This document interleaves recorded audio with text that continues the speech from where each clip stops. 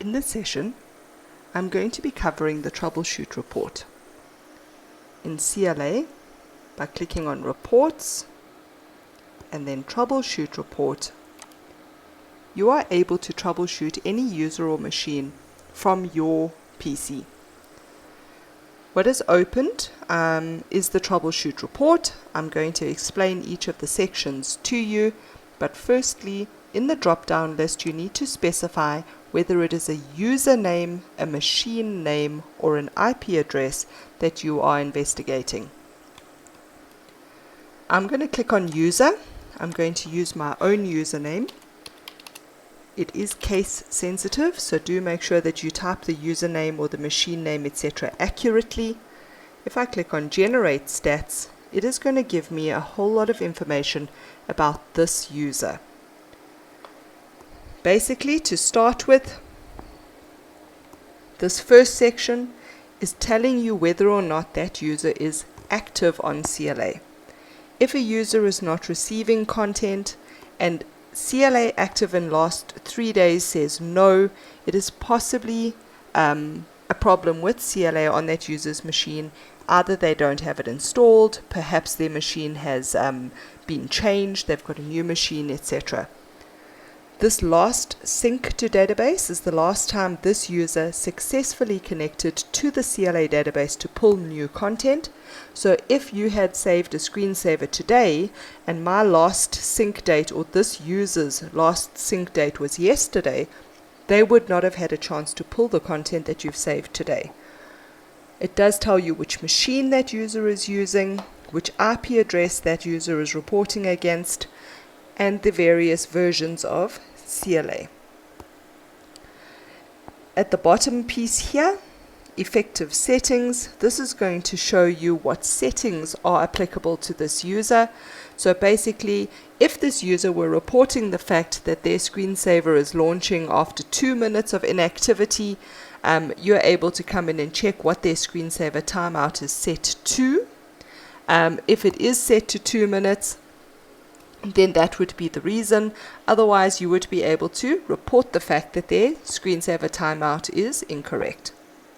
All these various timers are controlled in the settings within CLA. The group membership will give you a list of all the groups that this user is a member of. So if you were targeting a group called Head Office Users and I am not a member of that group, that would be the reason that I'm not receiving the content, because I'm not a member of the group that you are targeting. This targeted for today, this little block of icons gives you a lot of information straight off. So basically there are 3 different colors that these little icons can be. They can either be red, green, or gray. Basically, red indicates the fact that that module is active, but this user is not targeted for that module currently for today. So for instance, there's a survey module. The survey is active for me, but I am not targeted for any survey today. Green indicates the fact that that module is active. It also indicates the fact that I am targeted for that module for today. So I have a pop-up that is scheduled for me, it's targeted to me, and it is active today. Gray indicates the fact that that module is disabled for the user. There are 2 different ways to disable a module. They are in the setup and settings screen, but a user would not receive any, in this instance, desktop content if that module is disabled for them. So that would be the reason. Even if they are targeted, even if it is active and promoted to live, this user would not receive that content because they are unsubscribed for that module. Right, then you have your active pop-ups and last pop-up details, which would basically list all the pop-ups that that user is currently targeted for, that is active today. So this green pop-up, the one that I'm targeted for, is called Intranet Launch, and it is currently active. The last pop-up that I saw, or this user saw rather, was on the 9th of December at 8:12, and it did not have a title.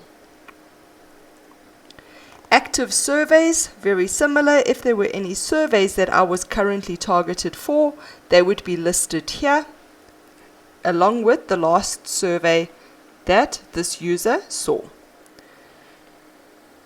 You are able to export these stats, which would basically export them to Excel. It would ask you for a place to save that report. You also have the option to email the stats, which basically would put them into an email for you. If I say, yes, I do wish to email this report,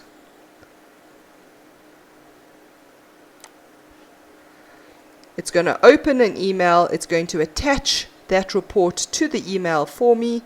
If I open it, basically it puts all that information into an Excel document, which you would then be able to send off either to CLA support or your own technical support. But basically it would give a whole bunch of information, or this information summarized, to whoever you're needing to send it to. I'm not going to save that.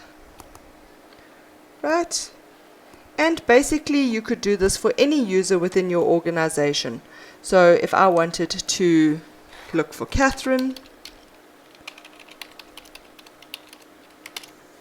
type in her username, generate the stats, and here you could see immediately she has not been active on CLA in the last 3 days. In fact, the last time she was active was on the 13th of December. So anything that has been loaded since the 13th of December is not going to have displayed for her. And basically that would need to be investigated by your support team to find out why she is no longer successfully connecting to the CLA database. There's a lot of information that you have available to you right from this screen, and it is a good starting point for any investigations.